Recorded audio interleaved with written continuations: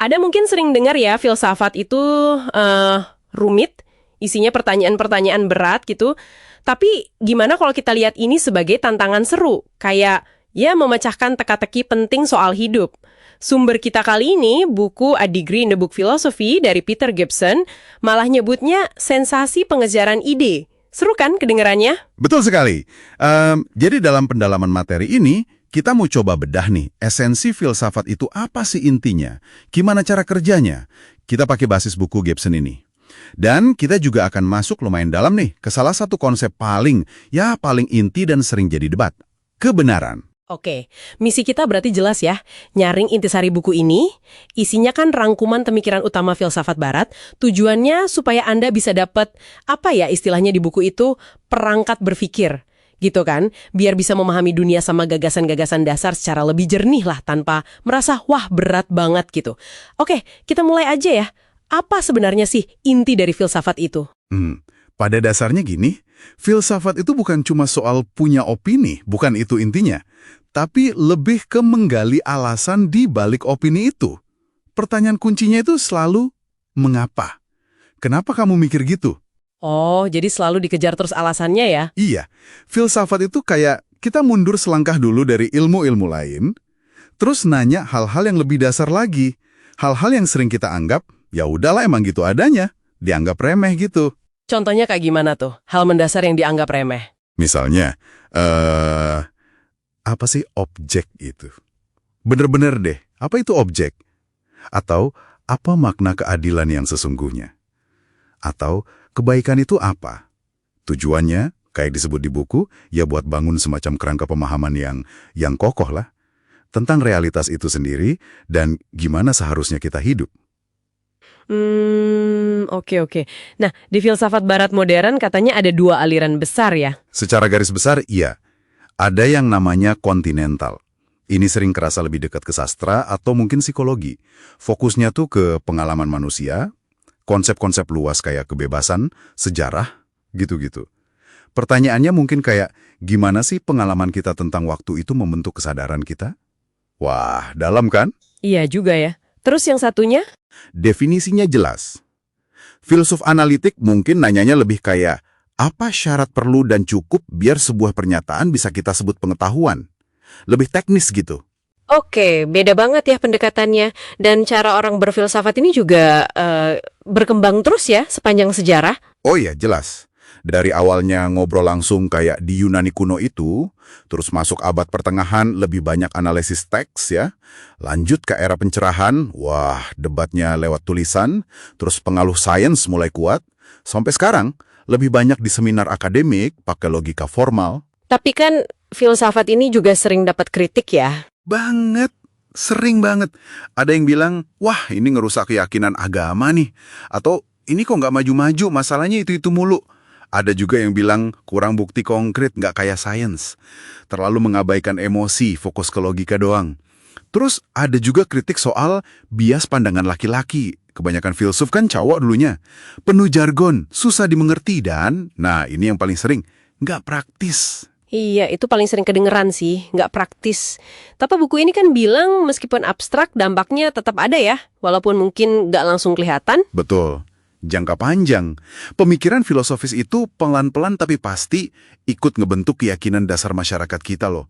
Contohnya ya gagasan soal hak asasi manusia, prinsip demokrasi, dasar sistem hukum kita. Itu semua ada akar filosofisnya. Menarik. Jadi ada pengaruhnya ya, walau nggak instan. Dan ngomong-ngomong soal keyakinan dasar, salah satu yang paling digali dan jadi perdebatan terus-menerus di filsafat itu ya soal kebenaran. Ini nih jantungnya. Kenapa sih konsep kebenaran ini jadi sepenting itu? Kok sentral banget? Ya karena filsafat itu kan intinya upaya biar nggak salah, biar nggak keliru, biar paham sesuatu sebagaimana adanya. Plato aja bilang kebenaran itu yang teratas dari segala kebaikan. Wah, tinggi banget kan nilainya. Secara umum nih, kita kan sering mikir kebenaran tuh kayak cocok gitu ya. Antara yang kita pikirin atau omongin sama fakta di dunia. Kalau nggak ada pikiran, mungkin faktanya banyak, tapi belum ada kebenaran atau kekeliruan.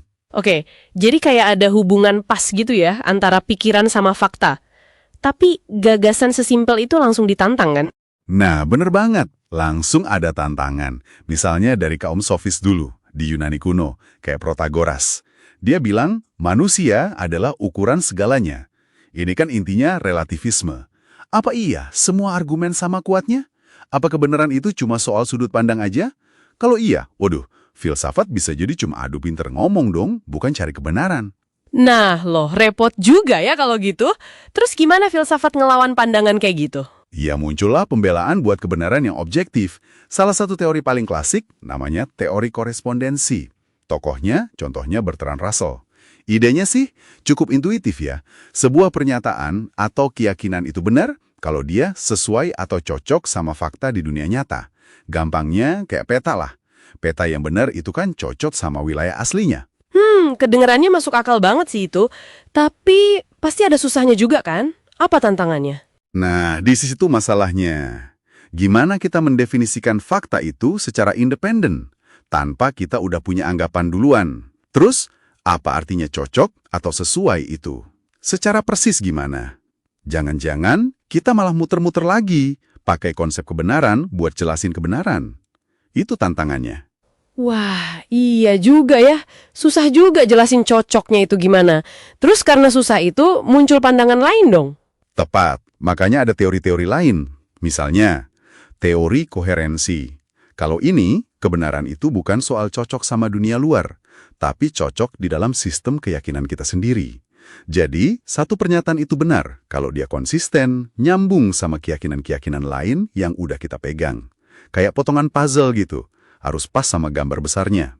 Oh, jadi ukurannya konsistensi internal ya? Bukan kecocokan sama fakta di luar. Menarik-menarik. Ada lagi lah? Ada lagi, pragmatisme. Tokohnya kayak William James. Buat mereka nih, kebenaran itu, ya simpelnya, apa yang berhasil. Apa yang berguna dalam praktek.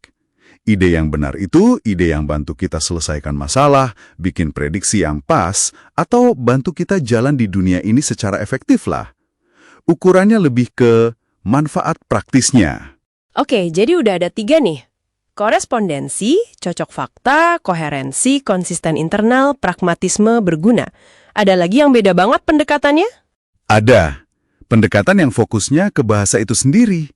Filsuf kayak Ramsey misalnya, dia mikir kata benar itu sebenarnya agak mubazir secara logika.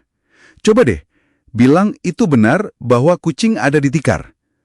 Apa bedanya informasinya sama bilang kucing ada di tikar? Nggak nambah kan? Nah, pandangan ini sering disebut minimalis atau deflationer. Ngelihat benar itu lebih sebagai alat bahasa aja, bukan properti dunia yang gimana gitu. Tarski kemudian ngembangin ini secara teknis, buat logika, biar nggak ada paradoks. Tapi mungkin nggak menjelaskan arti benar di obrolan kita sehari-hari sih. Jadi kata benar itu cuma kayak penanda aja ya. Terus ada lagi nggak sih pandangan yang lebih baru mungkin? Soal truth makers itu gimana? Iya, itu ide yang cukup modern. Intinya, setiap kalimat yang benar, pasti ada sesuatu di dunia nyata yang bikin dia jadi benar. Keberadaan si kucing di atas tikar, itulah yang membuat kalimat kucing di atas tikar jadi benar. Si kucingnya, itu truth maker-nya. Kedengarannya oke ya, buat kalimat simple, tapi jadi agak rumit kalau buat jelasin truth makers untuk kalimat umum. Kayak semua gagak itu hitam. Apa pembuat kebenarannya? Atau kalimat negatif, tidak ada unicorn di taman. Apa yang bikin itu jadi benar? Ketiadaan sesuatu. Nah, itu jadi perdebatan lagi. Wah, ternyata konsep kebenaran yang kayaknya simple kita pakai sehari-hari tuh dalam banget ya perdebatannya kalau dibedah. Jadi, kalau kita ringkas nih, filsafat itu intinya pemeriksaan kritis ya terhadap asumsi sama alasan paling dasar kita. Dan kebenaran meskipun jadi pusat pencariannya, ternyata konsepnya rumit banget dan terus didebatin. Apa dia soal cocok sama fakta, apa soal konsisten internal, apa soal guna praktis, atau malah cuma fungsi bahasa aja. Betul. Dan ngertiin perdebatan ini tuh bukan cuma buat latihan mikir aja loh. Ini sebenarnya ngasih Anda, yaitu tadi, alat kritis. Buat ngevaluasi klaim, argumen, informasi yang Anda temuin tiap hari. Ini soal ngasah perangkat berpikir Anda. Nah, sebagai penutup nih, ada kontras menarik yang diangkat di buku ini. Di satu sisi ada Sokrates yang rela mati demi cari kebenaran lewat bebas berpikir. Keren banget kan? Tapi di sisi lain ada filsuf kayak Nietzsche yang justru nanya, ngapain sih kita segitunya sama kebenaran? Kenapa kita puja-puja banget? Mengingat semua pandangan soal kebenaran tadi, mungkin ini jadi bahan renungan buat Anda ya.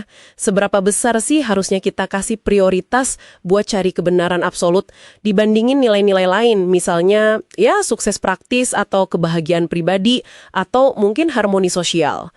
Sesuatu buat Anda pikirkan lebih lanjut deh. Bagian kedua. Selamat datang di penyelaman mendalam kita kali ini. Kamu udah berbagi beberapa bab buku yang menarik nih. Hari ini kita bakal gali 2 pilar filsafat. Cara kita bernalar, sama gimana filsuf mikirin soal eksistensi itu sendiri. Betul, dari obrolan kuno sampai logika modern, terus ya sampai ke pertanyaan mendasar banget.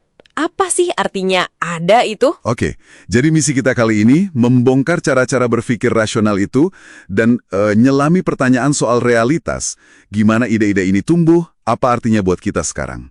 Siap ya? Kita mulai bongkar. Filsafat itu ternyata banyak dimulai dari ngobrol ya? Iya banget, ada teknik kayak dialektika, itu kan tukar pandangan biar maju. Terus ada Elenchusnya Sokrates. Nah, Elenchus itu gimana sih intinya? Jadi Elenchus itu intinya menantang keyakinan. Sokrates itu biasanya nanya definisi. Misal, apa itu keadilan gitu. Terus dia kasih contoh kasus yang bikin definisi tadi jadi kayaknya nggak pas. Nah ini maksa lawan bicaranya mikir lagi, dan seringnya mereka jadi sadar gitu. Kalau pemikiran mereka sendiri itu ada bolongnya. Oh, jadi biar nggak gampang puas sama jawaban awal ya? Betul. Dialog Plato itu isinya gitu semua. Tujuannya bukan buat ngejatuhin, tapi ya itu, biar kita mikir lebih dalam. Bikin mikir banget sih. Nah, terus ada Aristoteles. Dia bawa ini ke level berikutnya ya, dengan logika formal. Iya, Aristoteles, dia lihat pola dalam argumen. Mana yang benar, mana yang ngaco. Dasarnya itu silogisme. Silogisme, oke. 2 pernyataan awal, premis, terus ngarah ke kesimpulan ketiga gitu kan? Tepat. Tapi penting banget nih, bedain antara argumen yang valid, maksudnya alur pikirannya benar, sama pernyataan yang benar, isinya sesuai fakta. Oke, contohnya gimana tuh? Contoh gampang. Premis 1, semua mamalia punya mata. Ini benar. Premis 2, kucing ini mamalia. Benar juga. Kesimpulannya, kucing ini punya mata. Pasti benar. Logikanya valid, premisnya benar, kesimpulan dijamin benar. Masuk akal. Tapi coba kalau premisnya salah. Misal, premis 1, Napoleon itu kadal. Jelas salah. Premis 2, semua kadal itu ikan. Salah juga. Kesimpulan validnya, Napoleon itu ikan. Hah, gimana tuh? Argumennya secara struktur valid, tapi kesimpulannya salah karena premisnya ngaco dari awal. Jadi, validitas itu soal pipa logikanya, bukan soal air isi yang lewat di pipa itu. Oke, paham. Jadi logika kayak pipa air ya. Kalau airnya bersih, premis benar, dan pipanya nggak bocor, logika valid, hasilnya pasti bersih, kesimpulan benar. Nah, itu dia analogi yang pas. Tapi kalau airnya kotor atau pipanya bocor, ya hasilnya ya nggak bisa dijamin. Logika ini kan berkembang terus ya? Iya, berkembang pesat. Ada logika proposisional, itu soal hubungan antar kalimat utuh. Penting banget buat elektronik komputer. Oh ya? Terus ada logika predikat, itu ngomongin objek sama sifatnya. Lalu ada logika modal, ini seru nih. Modal, maksudnya? Soal kemungkinan dan keniscayaan. Apa yang mungkin benar, apa yang pasti benar. Pakai ide dunia-dunia mungkin gitu buat analisisnya. Wah, menarik. Selain logika formal, ada penalaran lain kan? Kayak di sains gitu. Betul, ada penalaran ilmiah. Itu ngandelin induksi, belajar dari pola berulang. Kayak petir selalu dari awan badai. Sama prediksi buat nguji teori. Filsuf juga suka pakai alat lain kan? Kayak paradoks. Misalnya paradoks pembohong. Kalimat ini salah. Kalau benar ya berarti salah. Kalau salah ya berarti benar. Bikin pusing. Haha, iya. Atau eksperimen pikiran. Kayak skenario hipotetis.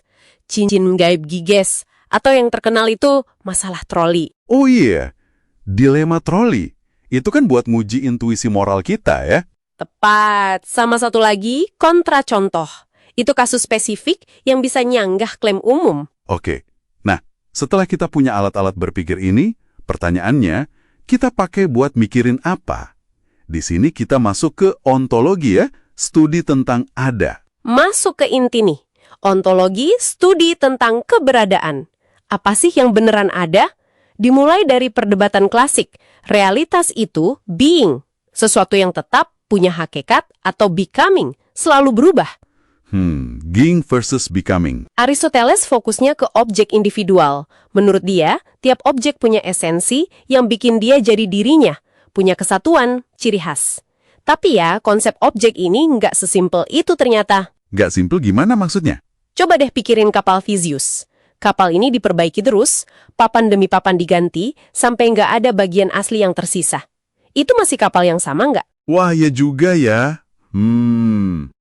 Atau sepeda kalau dibongkar jadi bagian-bagian kecil, sepedanya masih ada nggak? Ini nunjukin batas objek itu kabur. Heraklitus bilang, nggak bisa masuk ke sungai yang sama 2 kali. Karena airnya terus ngalir. Betul, jadi realitas itu mungkin lebih kayak proses, bukan kumpulan benda statis. Ada pandangan modern, 4D, yang lihat objek itu dalam ruang waktu. Apel yang matang itu cuma irisan waktu dari objek apel keseluruhan. Gila, ini dalam banget mikirnya. Terus gimana soal sifat-sifat benda?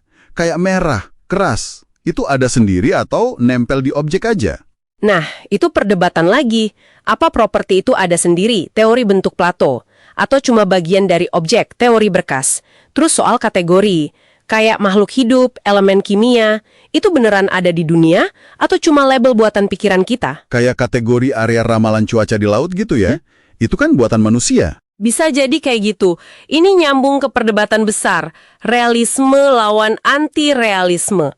Apa realitas itu ada di luar sana dan kita bisa kenal, atau kita cuma bisa tahu pikiran kita aja? Ada juga pandangan kayak fisikalisme, semua cuma fisika, atau naturalisme, semua cuma alam, nggak ada yang supranatural. Dan terakhir, ada fakta modal. Ini soal apa yang harus benar, itu keniscayaan, dan apa yang mungkin benar, kemungkinan. Keniscayaan, contohnya? Ada macam-macam. Ada keniscayaan logis, kayak nggak mungkin ada bujangan yang menikah. Ada yang analitis dari makna kata, segitiga pasti punya 3 sisi. Oke. Ada keniscayaan alami, hukum alam, kayak gravitasi. Dan ada keniscayaan metafisik yang katanya berlaku di semua dunia yang mungkin ada. Wow. Oke. Jadi kita udah lihat nih, dari cara ngobrol biasa, terus ke logika yang rumit, sampai akhirnya bergulat sama pertanyaan paling dasar. Apa itu ada? Apa itu objek? Apa itu realitas? Iya, pakai berbagai alat nalar yang udah kita bahas tadi. Nah, ini semua ngebawa kita ke satu pertanyaan reflektif buat kamu yang dengerin. Coba pikirin deh, mengingat semua keraguan soal gimana kita mengkategorikan dunia, soal sifat objek yang berubah kayak kapal Theseus tadi, atau perdebatan realisme vs anti-realisme. Seberapa yakin kamu bahwa cara pandang dan caramu bernalar tentang realitas itu benar-benar nyentuh apa yang ada di luar sana? Apa implikasinya kalau ternyata struktur pemahaman kita, peta mental kita ini, lebih banyak cerita tentang kita sendiri, si pembuat peta, daripada tentang dunia itu sendiri? Bagian ketiga. Halo, selamat datang di sesi Deep Dive kita kali ini. Kita akan coba mengurai materi yang sudah Anda bagikan ya. Ada beberapa teks filosofis yang, cukup menantang ini. Tentang apa artinya tahu sesuatu. Dan apa sih sebenarnya pikiran itu? Oke, kita bedah pelan-pelan ya. Materi-materi ini kan langsung membawa kita ke inti epistemologi ya, studi tentang pengetahuan itu, dan juga filsafat pikiran. Pertanyaannya mendasar banget. Gimana kita bisa yakin sama apa yang kita tahu? Pikiran kita ini cuma aktivitas otak aja, atau ada sesuatu yang lebih? Iya, betul. Dan yang menarik itu, pertanyaan kayak gini tuh udah digeluti para filsuf dari dulu banget. Kita kan seringnya mikir, ya udah pengetahuan itu kepercayaan yang benar. Simple gitu. Tapi sumber Anda ini nunjukin, ternyata nggak sesimpel itu. Nggak cukup cuma percaya dan kebetulan benar. Bisa aja Anda percaya sesuatu, benar kejadiannya. Tapi kalau alasannya salah atau cuma untung-untungan, ya itu bukan pengetahuan namanya. Ingat contoh di materi Anda soal ibu yang ngajarin nama ibu kota.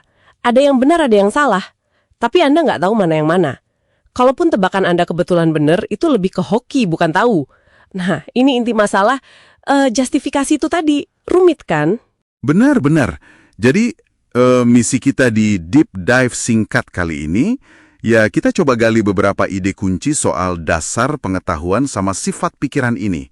Kita lihat berbagai sudut pandang yang ada di materi Anda, dan mungkin jadi paham kenapa sih ini masih jadi perdebatan panas sampai sekarang. Tepat sekali. Materi Anda itu kan langsung menyorot pertarungan klasik lah ya, antara rasionalisme sama empirisme. Apakah pengetahuan itu murni dari akal, kayak klaim Descartes, aku berpikir maka aku ada, cogito ergo sum itu, atau sebaliknya, semua pengetahuan akarnya dari pengalaman indrawi, kayak pandangan Hume gitu.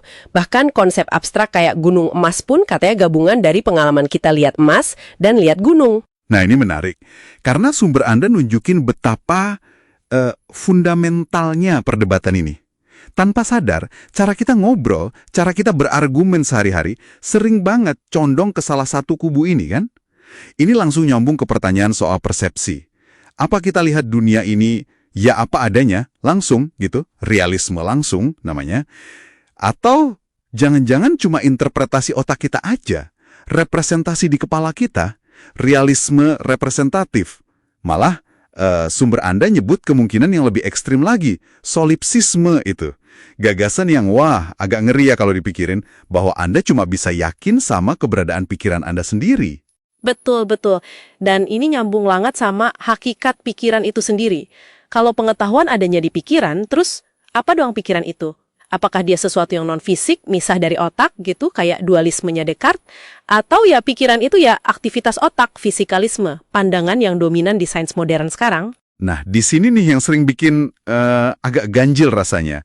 Kalau pikiran itu non-fisik, terus gimana caranya dia nyuruh tangan Anda gerak misalnya? Itu kan masalah interaksi klasik yang bikin pusing kaum dualis dari dulu. Tapi di sisi lain, kalau pikiran cuma aktivitas neuron doang, gimana jelasin pengalaman subjektif? Qualia itu loh. Kayak rasanya sakit gimana, atau melihat warna merah itu kayak apa? Pengalaman itu kan rasanya nyata banget ya, personal gitu. Sulit bayangin itu cuma aktivitas fisik. Pertanyaan Anda itu tepat di jantung masalah sulit kesadaran, hard problem of consciousness, yang disinggung di sumber Anda. Kenapa kita merasakan sesuatu bukan cuma ya memproses data kayak komputer super canggih? Memang ada upaya buat ngejembatanin ini. Misalnya, fungsionalisme. Yang ngelihat pikiran itu kayak software yang jalan di hardware otak. Fokusnya ke fungsi atau perannya. Tapi ya itu, seperti dicatat di materi Anda, ini mungkin belum bisa menangkap esensi rasanya menjadi sesuatu. Pengalaman internal itu loh. Sumber Anda juga nyinggung fenomena kayak blind sight. Orang yang secara teknis buta, tapi kok masih bisa nebak ada objek apa di depannya tanpa sadar.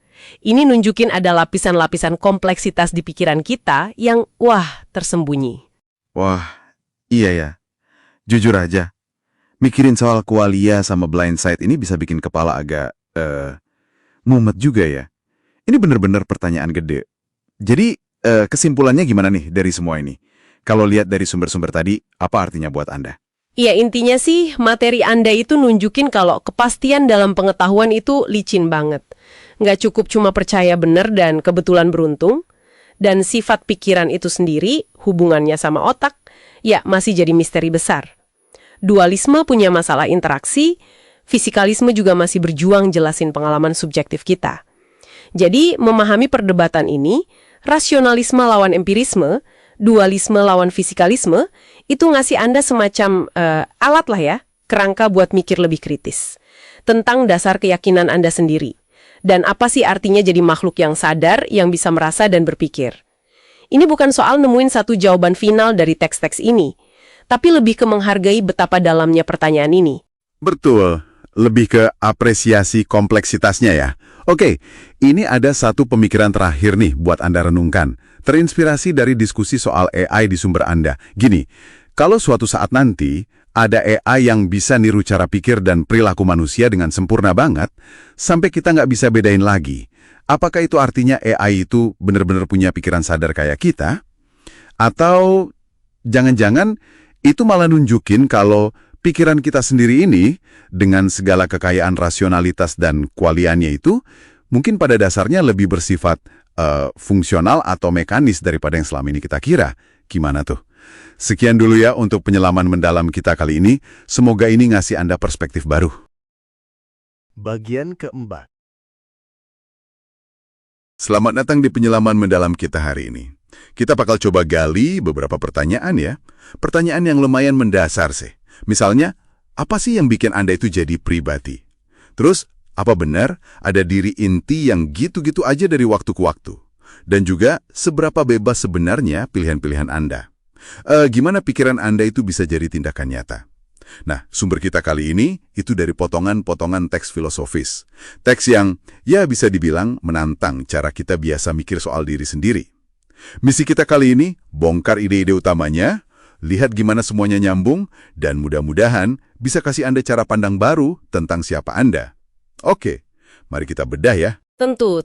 Kita mungkin bisa mulai dari definisi hukum dulu, soal pribadi itu apa, baru nanti kita masuk ke perdebatan yang lumayan seru soal konsep diri. Terus gimana kita bisa tetap jadi orang yang sama seiring waktu, dan ya, nggak ketinggalan, dilema klasik soal kehendak bebas. Itu penting banget. Oke, siap. Mulai dari pribadi dulu ya. Konsep ini kan penting banget, apalagi kalau dihukum buat nentuin tanggung jawab gitu kan. Tapi menariknya, ini tuh bukan cuma soal kita manusia secara biologis aja ya. Betul sekali. Secara hukum, malah korporasi atau katakanlah pemerintah kota itu bisa dianggap pribadi juga. Fokus utamanya itu lebih ke karakteristik mental. Nah, John Locke ini dulu ngasih daftar kriteria yang cukup berpengaruh. Dia bilang pribadi itu makhluk yang sadar, rasional, cukup cerdas, punya kesadaran diri, terus berlanjut dari waktu ke waktu, dan ya, mampu bikin pilihan. Oke. Dari kapasitas mental ini, muncul pertanyaan lain yang kayaknya lebih dalam lagi ya. Soal diri atau ego. Apa benar ada inti yang permanen yang tetap ada di balik semua pikiran dan pengalaman kita yang ganti-ganti terus? Wah, kalau soal ini pandangannya beragam banget, macem-macem. Misalnya, kaum Buddhis awal, mereka secara eksplisit bilang nggak ada tuh yang namanya diri permanen kayak gitu. Beda lagi sama Immanuel Kant. Dia argumennya, kita emang nggak bisa ngamatin si diri ini secara langsung. Tapi keberadaannya itu kayak asumsi dasar gitu loh. Biar pengalaman sama penalaran kita jadi masuk akal. Jadi kita kayak nyimpulin aja kalau diri itu ada. Tapi kalau kita coba lihat ke dalam diri sendiri nih, kayak yang dilakuin David Hume, dia malah bilang nggak nemu apa-apa ya. Nggak nemu diri, cuma nemu kayak kumpulan sensasi sama ide yang ngalir terus. Nggak ada intinya. Iya bener. Menurut Hume, Anda itu bukan sesuatu yang padat, tapi lebih kayak proses yang dinamis, selalu berubah. Nietzsche malah lebih jauh lagi. Dia merasa kita ini cuma didorong sama hasrat-hasrat bawah sadar aja, nggak ada aku yang stabil di situ. Dan kalau kita lihat dari sisi sains modern, neuroscience gitu, katanya juga belum nemu ya satu area otak spesifik yang jadi pusat diri. Tepat, sampai sekarang belum ada bukti kuat soal itu. Nah, ini kan jadi membuka pintu ke gagasan lain. Mungkin aja diri itu sebenarnya konstruksi sosial. Sesuatu yang dibentuk oleh interaksi kita sama orang lain, kayak pandangan Hegel. Atau malah bisa jadi diri itu cuma narasi aja, cerita yang kita bikin tentang hidup kita sendiri. Artinya, ya diri Anda itu mungkin nggak sekokoh yang Anda kira selama ini. Bisa jadi lebih cair. Wah, oke. Kalau gitu, kalau diri ini bisa berubah, cair, atau malah mungkin nggak ada, terus gimana kita bisa ngerasa tetap jadi orang yang sama dari kecil sampai tua? Secara mental gitu. Apa yang bikin nyambung? DNA sih sama, tapi pikiran kan berubah terus. Nah, Locke lagi nih, dia nawarin ingatan sebagai kuncinya. Jadi, Anda itu orang yang sama selama Anda bisa ingat pengalaman masa lalu Anda. Tapi, ada filsuf lain, Thomas Reid, dia nunjukkan masalahnya. Gimana kalau ada kakek-kakek yang ingat masa mudanya, tapi lupa sama sekali masa kecilnya? Padahal waktu dia muda dulu, dia ingat masa kecilnya. Ini kan jadi kontradiktif gitu. Oh iya. Jadi kayak rantai putus gitu ya ingatannya. Betul. Atau contoh lain, gimana kalau ada pelaku kriminal, terus dia kena amnesia total, apa dia jadi nggak bersalah gitu aja karena nggak ingat perbuatannya? Kan jadi rumit. Bener juga. Terus ada lagi kan, eksperimen pikiran yang, wah lumayan bikin mikir dari kedokteran modern. Kalau misalnya otak Anda bisa dibelah dua, terus tengahnya dipindahin ke badan lain, yang mana Anda yang asli? Nah, itu dia. Eksperimen kayak gitu nunjukin betapa kita itu secara intuitif sangat mengaitkan identitas kita dengan kesinambungan kesadaran, aliran mental yang nggak putus. Oke, ini nyambung banget ke pertanyaan berikutnya nih. Soal kehendak bebas. Apa kita benar-benar bebas milih tindakan kita? Ini kan inti dari tanggung jawab moral, ya nggak sih? Iya, ini pertanyaan fundamental banget. Ada pandangan namanya determinisme. Determinisme itu intinya bilang kalau setiap kejadian, termasuk tindakan manusia, itu udah pasti disebabkan oleh kejadian-kejadian sebelumnya. Jadi kayak udah ada jalurnya gitu. Konsekuensinya, ya pilihan bebas itu cuma ilusi aja. Ya, kompatibilisme. Idenya itu, kehendak bebas dan hukum alam itu bisa jalan barengan. Nggak harus bertentangan. Gimana caranya? Nah, seringkali argumennya pakai konsep agent causation. Maksudnya, kita sebagai agen tuh punya peran khusus. Kita bisa memulai tindakan secara aktif, bukan cuma jadi mata rantai terakhir dari sebab akibat yang nggak bisa dihindari. Jadi kita punya kendali lebih dari sekedar cuaca lah misalnya. Oke. Jadi ada ruang buat kebebasan di situ ya. Pendukung kehendak bebas juga sering nunjuk ke pengalaman kita sehari-hari kan. Kita ngerasa mikir, nimbang-nimbang pilihan, nahan godaan. Betul, itu argumen kuat ya. Tapi di sisi lain, penentangnya bilang, jangan-jangan kita cuma nggak sadar aja sama penyebab tersembunyi di balik tindakan kita. Mungkin dorongan bawah sadar, atau pengaruh lingkungan yang nggak kita sadari. Malah ada studi otak yang cukup terkenal yang nunjukin kalau aktivitas di otak itu udah muncul sebelum kita sadar memutuskan untuk bergerak. Wah, jadi kayak otaknya udah jalan duluan sebelum kita ngerasa, oke, saya mau gerak. Siapa dong yang sebenarnya pegang kendali? Nah, itu dia pertanyaannya. Ini terkait erat sama gimana niat atau intensi kita, saya mau melakukan X, dan motif, kenapa saya mau melakukan X itu mendorong tindakan. Biasanya kan nyambung tuh, niat muncul karena ada motif, terus jadi tindakan.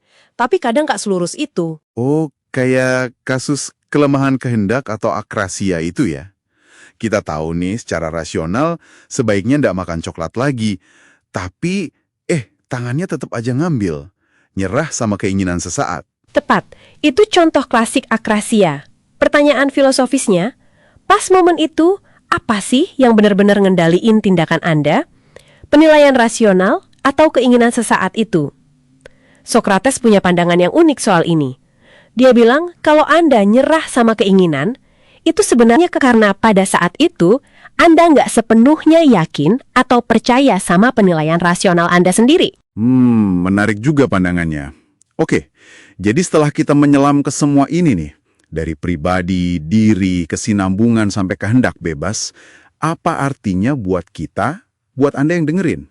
Kita udah lihat gimana pribadi itu bisa jadi konsep hukum sekaligus mental, terus diri itu mungkin sesuatu yang cair, naratif, atau bahkan nggak ada intinya. Kesinambungan diri kita juga penuh teka-teki. Dan perdebatan soal kehendak bebas itu, wah, rumit banget ya ternyata. Iya, semua ini ujung-ujungnya bawa kita ke refleksi akhir sih buat Anda renungkan sendiri. Kalau misalnya diri Anda itu ibarat cerita yang terus Anda tulis, yang dipengaruhi lingkungan, hubungan sosial, dan bahkan makna dari pikiran Anda sendiri mungkin terkait sama dunia luar, kayak idenya Putnam soal pohon elm itu. Nah, pertanyaannya, seberapa otentik dan seberapa bebas sih sebenarnya kendali yang Anda punya atas siapa diri Anda dan apa yang Anda pilih untuk lakukan? Sesuatu untuk dipikirkan lebih lanjut ya. Bagian kelima. Selamat datang lagi di sesi Deep Dive kita. Kali ini kita bakal gali materi soal gimana sih bahasa itu bekerja dan juga soal pemahaman kita tentang nilai. Iya. Misi kita, ya. Mengungkap gimana kata-kata yang kita pakai sehari-hari itu bukan cuma ngasih label ya, tapi juga ngebentuk makna dan pemahaman kita soal apa yang penting gitu. Oke, siap kita bongkar nih. Siap, tepat sekali. Sumber-sumber ini memang membawa kita ke pertanyaan dasar. Gimana sih jalinan kata-kata ini nyambung ke realitas di luar sana? Dan yang lebih, lebih rumit lagi gimana kita pakai bahasa buat ngomongin hal abstrak kayak makna atau kebaikan. Kan nggak bisa kita tunjuk gitu aja barangnya. Betul, betul. Nah, materi ini kan mulai dari konsep makna. Ada filsuf, Gottlob Frege, dia bedain antara sense, kayak isi atau artinya gitu, sama reference, apa yang ditunjuk di dunia nyata. Oke, contohnya kalau ada kalimat James sakit, Kata sakit kan ngasih info, itu sense-nya. Sementara James ya nunjuk ke orangnya langsung, itu reference. Nah, ini kan muncul pertanyaan inti, gimana sebenarnya kata nyambung ke dunia? Nah, salah satu pendekatan yang dibahas itu namanya kondisi kebenaran. Kondisi kebenaran, oke. Intinya, makna kalimat kayak babi terbang itu dipahami sebagai kondisi dunia kalau memang ada babi terbang gitu. Teori ini nyoba ngikat bahasa langsung ke kenyataan. Tapi, ya seperti yang disorot di bacaan Anda, ini ada masalahnya juga. Gimana tuh masalahnya? Gimana caranya objek fisik atau keadaan di dunia bisa jadi makna itu sendiri? Terus bukankah kita perlu ngerti dulu makna kalimatnya sebelum bisa ngecek benar nggak di dunia? Kayak ayam sama telur gitu ya? Iya, masuk akal. Terus ada juga soal referensi kan ya? Kayak gimana nama Napoleon nunjuk ke orang yang spesifik itu. Ini ada perdebatan seru nih. Betul. Apa nama itu punya koneksi langsung, gitu mungkin historis ke orangnya, yang diwariskan turun-temurun di bahasa kita. Ini katanya pandangan teori langsung. Iya, itu satu pandangan. Atau pandangan lain, apa nama itu cuma kayak singkatan buat deskripsi yang kita tahu. Misalnya, Napoleon artinya pemenang pertempuran Austerlitz. Ini teori deskriptif. Oke, teori deskriptif. Tapi, nah ini, filsuf Saul Kripke, seperti yang diulas di materi Anda, dia kasih kritik tajam. Kripke, ya, gimana kritiknya? Bayangin, kata Kripke, Anda nunjuk orang sambil bilang pria yang megang gelas martini itu, padahal isi gelasnya air putih. Deskripsi Anda salah kan? Iya, salah. Tapi Anda mungkin tetap berhasil nunjuk orang yang dimaksud. Nah, ini nunjukin kalau hubungan kata sama dunia itu lebih licin, lebih rumit daripada sekedar deskripsi yang pas. Wah, menarik banget nih. Jadi, deskripsi bisa salah, tapi kita tetap paham siapa yang dimaksud ya.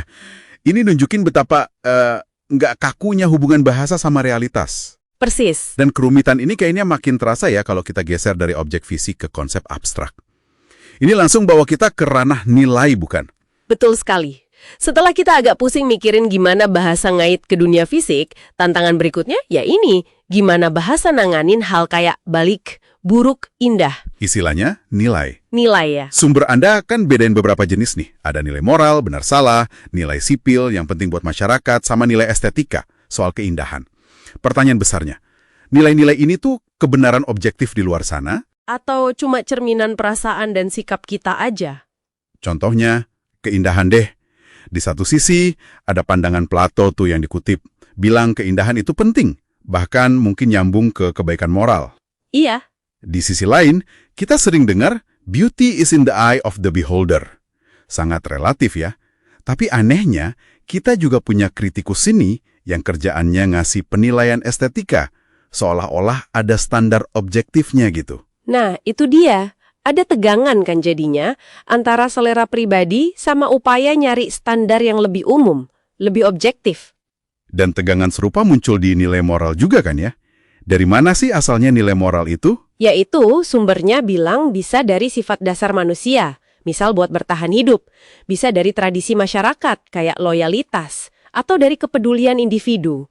David Hume, filsuf Skotlandia itu, dia nekenin ada jurang logis antara fakta apa yang ada sama nilai apa yang seharusnya. Oh, jadi nggak bisa dari fakta langsung loncat ke kesimpulan nilai gitu ya? Iya, menurut Hume, kita nggak bisa buktiin sesuatu tuh baik cuma dengan ngumpulin fakta tentangnya. Tapi, gimana ya? Bukannya ada kata-kata yang emang udah bawaan nilai? Kayak kalau kita bilang orang pengkhianat. Itu kan susah dibilang deskripsi netral aja. Nah, itu pertanyaan bagus. Apakah kita bisa lihat dunia secara bebas nilai sepenuhnya? Atau kacamata nilai kita selalu ikut? Ini perdebatan klasik juga. Pris, kalau kita cari nilai yang paling dasar nih, materi Anda kan nyebutin beberapa kandidat utama sepanjang sejarah. Kayak kebaikan ala Plato, kebenaran, keindahan. Iya, terus ada juga akal, pengetahuan, harmoni, eudaimonia atau berkembang ala Aristoteles. Oh, eudaimonia, berkembang. Atau bahkan kesenangan menurut hedonisme, sampai nilai dasar kehidupan manusia itu sendiri. Wah, banyak juga ya kandidatnya. Jadi kesimpulannya gimana nih dari semua ini? Buat Anda para pendengar, penyelaman kita ini nunjukin kalau bahasa bukan cuma alat pasif buat ngasih nama ya. Betul. Ia secara aktif ngebentuk cara kita paham realitas, dan lebih-lebih lagi, apa yang kita anggap penting dan berharga. Nilai. Meskipun sumber dan sifatnya terus jadi perdebatan di materi ini, jelas jadi inti pengalaman manusia dan cara kita bangun masyarakat. Sebagai penutup nih, ada satu pemikiran buat Anda bawa pulang dan renungkan. Mengingat betapa kuatnya pengaruh bahasa yang kita pakai, konteks sosial kita, dan struktur keyakinan di sekitar kita dalam ngebentuk pemahaman kita soal makna dan nilai, Seberapa yakin Anda kalau keyakinan terdalam yang Anda pegang itu benar-benar milik Anda? Gimana caranya Anda mulai bedain antara nilai yang udah Anda internalisasi secara kritis dengan nilai yang mungkin tanpa sadar Anda adopsi aja dari lingkungan sekitar Anda? Coba direnungkan. Bagian ke-6, Halo, selamat datang di Deep Dive kita hari ini. Kita langsung aja nih ya menyelami tumpukan materi kamu soal etika sama filsafat politik. Kayaknya ini cakupannya luas banget ya. iya, lumayan luas. Dari soal apa sih yang bikin satu tindakan itu benar atau salah, sampai ke kebayang gimana masyarakat itu idealnya diatur gitu. Oke, jadi misi kita kali ini kita coba bongkar benang merahnya lah ya. Apa aja sih cabang utama etika yang penting? Terus gimana para filosof mikirin soal tindakan yang benar? Sama nanti nyambung ke masyarakatnya juga kan. Gimana cari titik tengah antara katakanlah kebebasan, kekuasaan, sama keadilan. Nah itu dia. Oke deh, yuk kita bedah bareng. Dan yang seru dari materi ini menurut saya itu di mana teori-teori yang beda-beda ini, ada yang fokus ke karakter, ada yang ke aturan, ada yang ke hasil, bisa bawa kita ke kesimpulan yang beda banget soal dilema moral dan juga ya masyarakat ideal. Bikin mikir ya, nilai apa sih yang paling kita pegang sebenarnya? Betul. Oke, kita mulai dari pilar etika dulu ya. Sumber, kamu kan nyebut ada metaetika, etika normatif, sama etika terapan. Kita fokus ke etika normatif dulu aja kali ya, yang soal aturan main perilaku itu. Boleh. Nah, di etika normatif ini ada beberapa aliran besar. Pertama, ada etika kebajikan.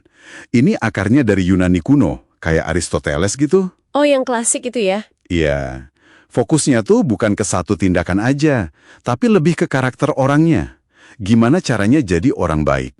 Tujuannya itu eudaimonia. Eudaimonia, apa tuh artinya? Semacam hidup yang berkembang atau makmur secara batin gitu loh. Kebajikan itu seringkali dianggap jalan tengah. Contohnya, berani itu kan tengah-tengah antara pengecut sama nekat. Jadi intinya kita tuh seharusnya jadi orang yang gimana? Menarik. Beda ya sama deontologi. Ini kan yang sering dihubungin sama Kant. Nah iya, kalau deontologi ya, yang penting itu tugas dan aturan. Tindakan dianggap benar kalau ya ngikutin aturan universal yang emang benar. Kayak prinsipnya Kant yang terkenal itu, imperatif kategoris. Yang gimana kalau semua orang melakuin ini, gitu kan? Betul, jadi fokusnya ke konsistensi sama niat baik, bukan hasil akhirnya. Tapi ya gitu, ini bisa kaku banget. Kant kan terkenal bilang, kita nggak boleh bohong sama sekali, titik. Bahkan buat nyelamatin orang. Wah, iya juga ya. Sulit tuh prakteknya. Nah, terus ada lagi utilitarianisme. Ini kebalikannya deontologi. Fokusnya justru ke konsekuensi, ke hasil. Oh, jadi yang penting hasilnya bagus gitu ya? Ya, tindakan dianggap benar kalau bisa memaksimalkan kebahagiaan atau kesejahteraan buat sebanyak mungkin orang. Kebaikan terbesar untuk jumlah terbesar. Setiap suara dihitung sama. Kedengarannya praktis banget ya. Sering dipakai buat kebijakan publik gitu kali ya, kayak alokasi dana rumah sakit. Betul. Atau bahkan buat argumen soal hak hewan. Karena hewan kan bisa ngerasain sakit juga. Jadi kebahagiaan atau penderitaan mereka juga perlu dihitung. Tapi ini juga munculin dilema yang, susah banget kan. Sumber kamu pasti nyinggung juga soal apa kita rela nyiksa satu orang demi nyelamatin ribuan. Iya, dilema klasik itu. Atau pertanyaan kayak, apa kita biarin ibu kita sendiri meninggal demi 10 orang asing? Kan sulit. Makanya, terus ada ide kayak utilitarianisme aturan ya. Jadi, mending ikutin aturan umum aja, kayak jangan menyiksa, karena jangka panjangnya lebih baik buat semua. Betul, semacam kompromi gitu. Terus ada juga disebut sekilas soal kontraktarianisme. Ini idenya, moralitas itu muncul dari kepentingan pribadi dan kerjasama yang saling menguntungkan. Jadi kita baik sama orang lain, biar orang lain baik juga sama kita. Agak hitung-hitungan ya. Kedengarannya mungkin gitu, tapi ini bisa jelasin kenapa kita ngehargain janji, kenapa kita sebel sama pengkhianatan. Ini nyambung nanti ke ide kontrak sosial di masyarakat. Nah, pas banget. Kita geser sekarang ke masyarakat nih. Sumber kamu kan banyak bahas soal legitimasi. Apa sih yang bikin pemerintah itu, sah gitu berkuasa? Biasanya dikaitin sama konsep kontrak sosial ya. Ada Hobbes, Locke, Rousseau, atau idenya Rawls soal posisi awal di balik tabir ketidaktahuan. Intinya sih, legitimasi itu datang dari persetujuan kita, entah secara langsung atau nggak langsung. Oke, terus dari situ muncul pertanyaan soal kekuasaan, iya kan? Seberapa besar sih kuasa negara yang pas? Nah, ini tarik uluran terus. Antara pengen efisien mungkin lebih gampang kalau kuasanya terpusat kayak di otokrasi atau teknokrasi, sama pengen kekuasaan itu dibatasi biar nggak sewenang-wenang kayak di demokrasi. Makanya ada ide pemisahan kekuasaan itu ya, eksekutif, yudikatif, legislatif. Iya, itu cita-citanya, walau prakteknya ya jarang yang benar-benar mutlak terpisah. Termasuk juga soal penggunaan kekuasaan paling akhir, perang. Ada teori perang yang adil yang coba kasih kriteria kapan perang itu bisa dibenarkan secara moral. Oke, lanjut ke kebebasan. Sumber kamu nyorot soal otonomi ya. Kemampuan kita buat ngatur diri sendiri itu penting banget. Betul. Itu kenapa perbudakan dianggap salah banget, karena ngerampas otonomi orang. Tapi ya gitu, kebebasan ini sering bentrok satu sama lain. Contohnya gimana tuh? Ya, kayak kebebasan ngomong versus kebebasan dari ujaran kebencian atau dihina. Atau pasar bebas versus keadilan sosial. Narik garis batasnya itu yang susah. Nah, ini nyambung ke kesetaraan dan keadilan. Jelaskan kita semua nggak sama persis, tapi ada rasa kesetaraan dasar yang penting, kayak kesetaraan di depan hukum. Ya, itu fundamental. Tapi gimana soal kesetaraan kekayaan atau kesempatan? Nah, ini yang jadi perdebatan panjang. Disinilah muncul berbagai ide soal keadilan. Apa keadilan itu soal hak kepemilikan yang sah, kayak pandangannya Nozick yang libertarian itu? Kalau transaksinya sukarela, ya hasilnya adil, gitu aja. Misalnya bayar mahal buat nonton pemain basket bintang, ya udah itu hak dia jadi kaya raya karena orang rela bayar. Itu satu pandangan. Tapi ada pandangan lain kan? Ada. Misalnya pandangan Rawls yang bilang keadilan itu soal kewajaran. Harus ada jaring pengaman sosial, kesempatan yang sama, terutama buat yang paling nggak beruntung. Biar startnya nggak terlalu jomplang gitu ya. Kurang lebih gitu. Atau ada lagi kayak Sen dan Nussbaum yang bilang keadilan itu lebih soal memastikan orang beneran bisa mencapai kapabilitas mereka. Punya kemampuan dan kesempatan buat hidup layak. Ini nunjukin ketegangan abadi yang dibahas di sumber kamu, antara kebebasan individu, hasil kolektif, dan mastiin semua orang punya kesempatan berkembang. Waduh, kompleks ya. Jadi kita udah jalan-jalan nih melintasi lanskap etika dari karakter, tugas, sampai konsekuensi. Dan lihat gimana ini semua nyambung ke cara kita bangun masyarakat. Menyimbangkan kebebasan, kekuasaan, kesetaraan, dan keadilan. Iya. Dan sumber-sumber ini emang nggak ngasih jawaban final yang gampang. Tapi yang penting, mereka ngasih kita berbagai kacamata atau kerangka berpikir buat nelaah pertanyaan-pertanyaan mendasar ini. Jadi Anda punya alat buat mikirin sendiri. Betul. Nah, sebagai penutup nih, ada satu pemikiran buat Anda bawa pulang. Mengingat semua pendekatan etika dan talik uluran dalam filsafat politik tadi, gimana Anda secara pribadi mengarungi dilema waktu nilai-nilai yang berbeda, misalnya nih, kebebasan pribadi versus kesejahteraan umum, atau harus ikutin aturan versus pengen hasil terbaik, terasa saling nabrak. Kerangka berpikir mana yang paling klik atau paling pas buat Anda waktu menghadapi pilihan sulit kayak gitu? Pertanyaan bagus buat direnungkan. Bagian ketujuh. Selamat datang di Deep Dive kali ini. Pernah nggak Anda kepikiran, apa sih sebetulnya hubungan antara sebab dan akibat itu? Pertanyaan fundamental ya. Iya kan? Atau gini, hukum alam itu apa cuma pola yang kita amati aja, atau emang ada sesuatu gitu, semacam kekuatan di baliknya? Nah, hari ini kita coba gali lebih dalam soal ini. Oke. Kita punya materi menarik nih di depan kita. Ada teks-teks filosofis yang ngebahas konsep alam, mulai dari sebab akibat, hukum fisika, sampai waktu dan kehidupan. Betul. Dan juga, ini yang seru, kita melangkah ke ranah transendensi. Jadi mikirin kemungkinan adanya sesuatu di luar dunia fisik yang kita kenal. Termasuk ya soal eksistensi Tuhan.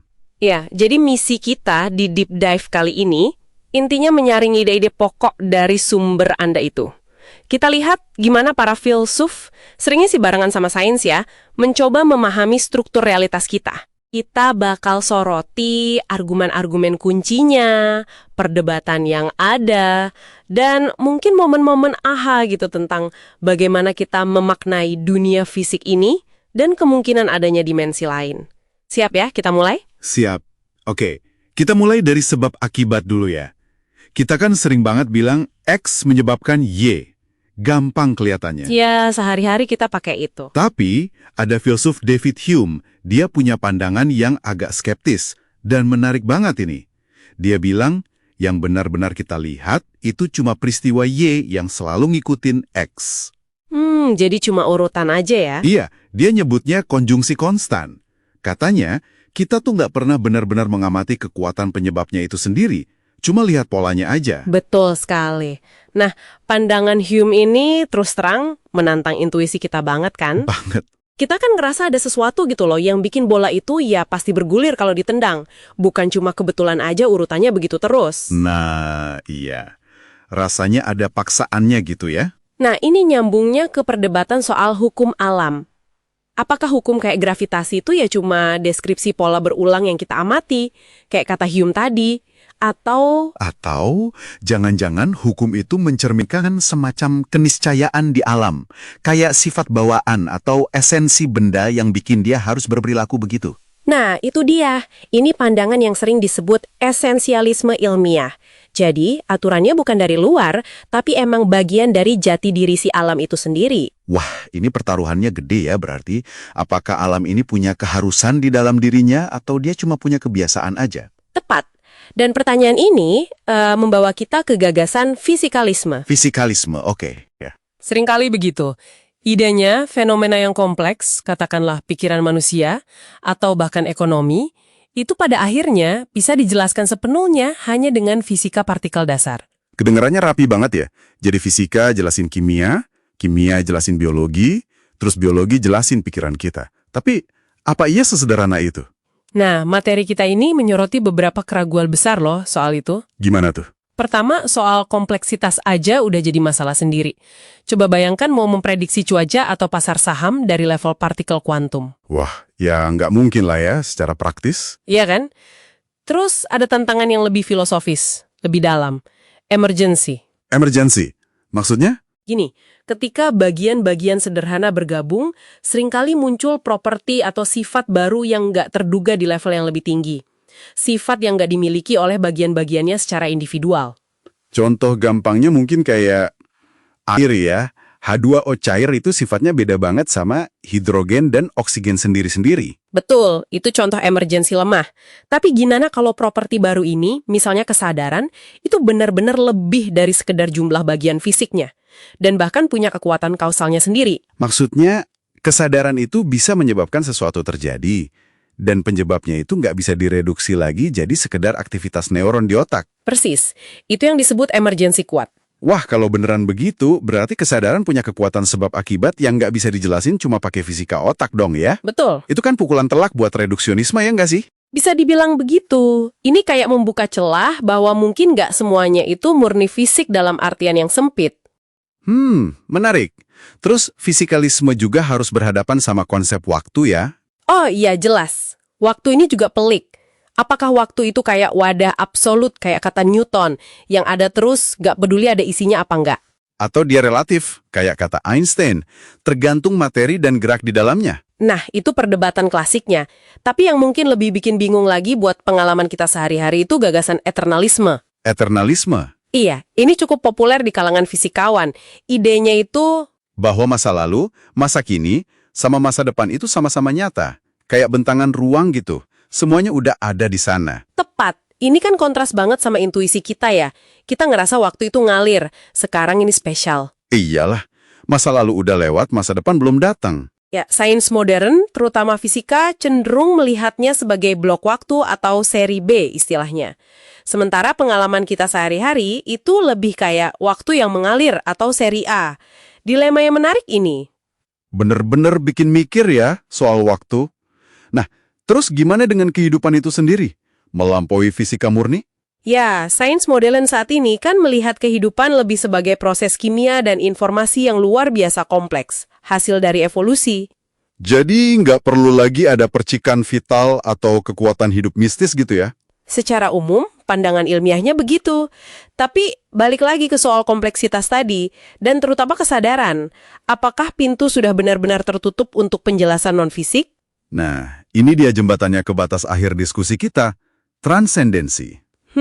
Kalau memang ada fenomena kayak kesadaran yang sulit banget dijelaskan secara fisik murni, atau kalau kita mikirin keteraturan alam semesta ini, misalnya fine-tuning konstanta fisika yang presisi banget itu, apakah ini bisa jadi petunjuk adanya sesuatu di luar alam fisik? Disinilah biasanya argumen-argumen klasik tentang keberadaan Tuhan masuk ke dalam diskusi. Seperti apa tuh? Iya, ada argumen kosmologis, kenapa sih ada sesuatu, bukannya nggak ada sama sekali. Dari mana datangnya kosmos ini? Ada juga argumen desain atau teleologis.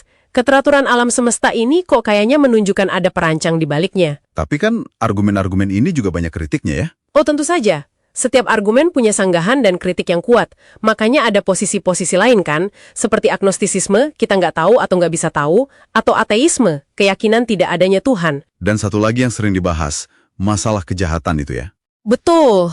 Problem of evil. Bagaimana bisa Tuhan yang katanya maha baik dan maha kuasa membiarkan begitu banyak penderitaan dan kejahatan di dunia?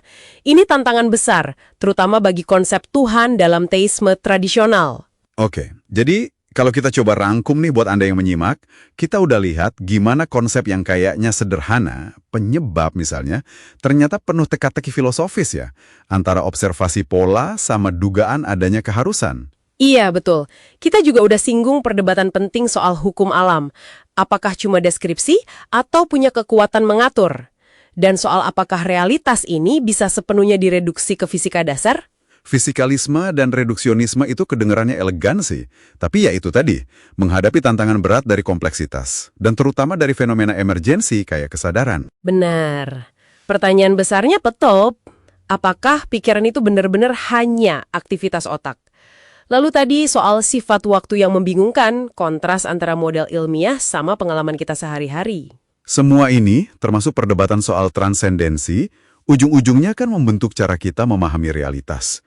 Dan juga tempat kita di dalamnya. Ini bukan cuma soal abstrak, tapi soal kerangka berpikir kita. Nah, sebagai penutup nih, mungkin ada satu pemikiran yang bisa Anda bawa pulang untuk direnungin. Apa tuh? Gini, kalau seandainya kesadaran manusia itu memang contoh dari emergensi kuat. Sesuatu yang muncul dari fisik, tapi punya realitas dan kekuatan kausalnya sendiri, yang nggak bisa direduksi lagi ke fisik. Iya, persis. Kalau memang begitu, apa artinya ini buat pandangan bahwa segalanya itu ya cuma fisik aja? Mungkinkah alam itu sendiri pada dasarnya lebih kaya dan lebih misterius dari apa yang bisa ditangkap oleh fisika kita saat ini? Wah,